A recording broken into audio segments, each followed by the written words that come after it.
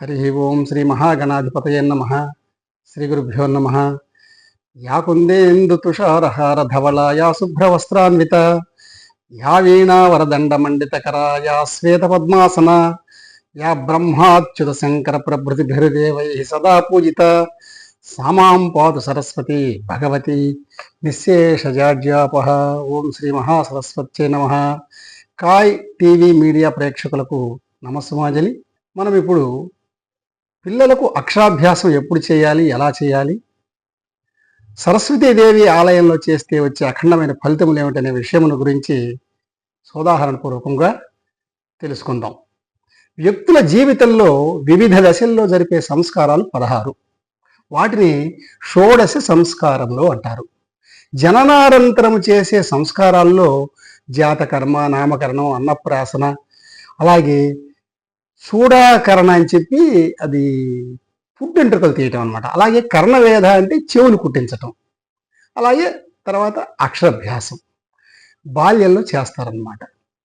తమ పిల్లలు జీవితంలో అత్యున్నతమైన స్థానంలో ఉండేదానికి అక్షరాభ్యాస సంస్కారంతో విద్యారంభం గావిస్తారు తల్లిదండ్రులు తమ పిల్లలకు. తద్వారా పిల్లలు విద్యాబుద్ధులతో పాటు పరిపక్వత చెంది అనేక లోకానుభవాల్లోకి వస్తారు.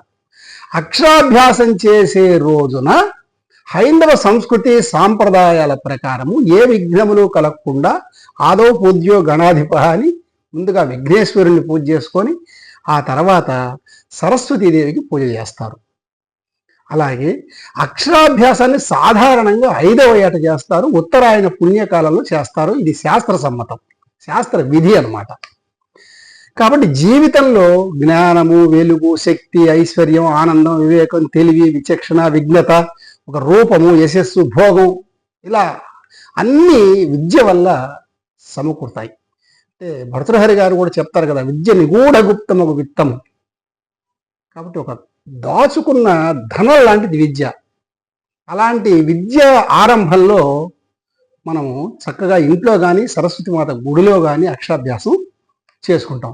అందువల్ల ఏమవుతుంది, విద్యాది దేవత అయినటువంటి సరస్వతీమాత సమక్షంలో అక్షరాభ్యాసం చేస్తే ఆమె అనుగ్రహం అపారంగా కలిగి మంచి గుణవంతులు, సంస్కారవంతులు అవుతారని శాస్త్రం. అయితే ఈ శాస్త్ర ప్రకారం అక్షరాభ్యాసానికి తగినటువంటి తిథులు మనకు పంచాంగంలో కానీ, జ్యోతిష్ శాస్త్రంలో కానీ, ధర్మశాస్త్రాల్లో కానీ, మంత్రశాస్త్రాల్లో కానీ చక్కగా తెలియజేసినారు. అవేంటంటే విధియ, తదియ, పంచమి, సప్తమి, దశమి, ఏకాదశి, త్రయోదశి. చాలా విశేషం అన్నమాట. అలాగే ఆ తర్వాత పునర్వసు, స్వాతి, అనురాధ, అలాగే శ్రవణ నక్షత్రాలు కూడా చాలా శ్రేష్టం అని చెప్పారు. అయితే చతుర్దశి, అష్టమి, అమావాస్య రోజున మాత్రం అక్షరాభ్యాసం చెయ్యరు, కూడదు అని చెప్పి శాస్త్రాలు తెలియజేస్తున్నాయి. తల్లిదండ్రులు పిల్లల జీవితంలో అక్షరాభ్యాసం అనేది ఒక అత్యంతమైనటువంటి ముఖ్యమైనటువంటి వేడుకగా భావిస్తారు. అందువల్ల జన్మతారలో కూడా చెయ్యరు. మరి సంపత్తార, క్షేమతార, సాధనతార, విపత్తార, పరమ మైత్రి తార, ఇలాంటి తారల్లో చేస్తారు. ఇలా లగ్నాలు వచ్చేటప్పటికి మేష లగ్నం, కన్యా లగ్నం, ధనుర్లగ్నం, అలాగే మీన లగ్నాల్లో కూడా చేస్తారు. ఇలా చేస్తే ఆ బుద్ధి వికాసం కలుగుతుందని చెప్పి, సంస్కారవంతమైన జీవితం గడుపుతారని చెప్పి శాస్త్రాలు తెలియజేస్తున్నాయి. మాఘశుద్ధ పంచమి సరస్వతీమాత ఆవిర్భావ దినోత్సవం, అంటే సరస్వతి జయంతి అంటాం. దీనినే వసంత పంచమి, శ్రీ పంచమి, మదన పంచమి అని కూడా అంటాం. శ్రీ పంచమి నాడు తల్లిదండ్రులు సరస్వతీదేవి గుడిలో అక్షరాభ్యాసము తమ పిల్లలకు చెయ్యాలా అని చెప్పి సత్సంకల్పంతో ఎక్కువగా ఇష్టపడతారు. అందున ముఖ్యంగా బాసరలోని జ్ఞాన సరస్వతి గుడిలో ఎక్కువగా చేసే ఆచారం ఉందండి. అంటే శ్రీ పంచమి రోజు అఖండ భారతావనిలో చేస్తారు. ముఖ్యంగా దక్షిణాది రాష్ట్రాలైనటువంటి కర్ణాటక, తమిళనాడు, ఆంధ్ర, తెలంగాణ, మహారాష్ట్రల్లో అమ్మవారి గుడిలో, సరస్వతి అమ్మవారి గుడిలో చేసేటటువంటి సాంప్రదాయం చాలా మెండుగా ఉందండి. చేసి చాలా సంతోషపడతారు. అయితే తమ పిల్లలకు అక్షరాభ్యాసం అమ్మవారి గుడిలో చేస్తే మహోన్నతమైన స్థితిలోకి వస్తారని చెప్పి అందరి అభిప్రాయం అన్నమాట. అయితే ఈ వసంత పంచమి ఇదే కాకుండా విజయదశమి, ఏకాదశి, రథసప్తమిలో కూడా అక్షరాభ్యాస కార్యక్రమాన్ని ఈ గుళ్ళలో చేస్తారు, అమ్మవారి గుళ్ళు. అయితే వసంత పంచమి రోజు అమ్మవారి సన్నిధానంలో అక్షరాభ్యాసం చేసేటైతే ఎలాంటి ముహూర్తంతో పని లేదని చెప్పి శాస్త్రాలన్నీ తెలియజేస్తున్నాయి, మహాపండితులు కూడా తెలియజెప్పారు. ఇది గ్రహించాలి. ఎందువల్లంటే సదా సేవ్యం మహాసరస్వతి అనేది స్కాంద పురాణ వాక్యం. అందువల్ల ఆమెను చక్కగా అన్ని వేళల్లో పూజించవచ్చు. అందువల్ల గుడిలో ముహూర్తానికి సంబంధం లేదు, చేసుకోవచ్చు ఎప్పుడైనా. అలాగే ఆలయ ప్రాంగణలో అక్షరాభ్యాసం మంచిదని భక్తులు అపారంగా విశ్వసిస్తారు. బాసర ఆలయంలో వేద పండితుల చేత అక్షరాభ్యాసం చేయించుకొని చక్కటి విజ్ఞానాన్ని, జ్ఞానాన్ని పొందేందుకు వేద పండితుల ఆశీర్వచనం కూడా తీసుకుంటారు తల్లిదండ్రులు, పిల్లలు. కాబట్టి దీనివల్ల ఏమొస్తుందంటే పిల్లలకు జ్ఞానము, నైపుణ్యము, పరిశీలనా శక్తి వస్తుందని చెప్పి అందరికీ దృఢమైనటువంటి విశ్వాసం. అలాగే పెరుగుతాయి కూడా, ఈ జ్ఞానాదులన్నీ కూడా పెరుగుతాయి. తర్వాత ఆశ్వీజ మాసంలో నవరాత్రుల్లో మూలా నక్షత్రంలో అమ్మవారికి ఒక సరస్వతి అలంకారం చేస్తారండి చక్కగా.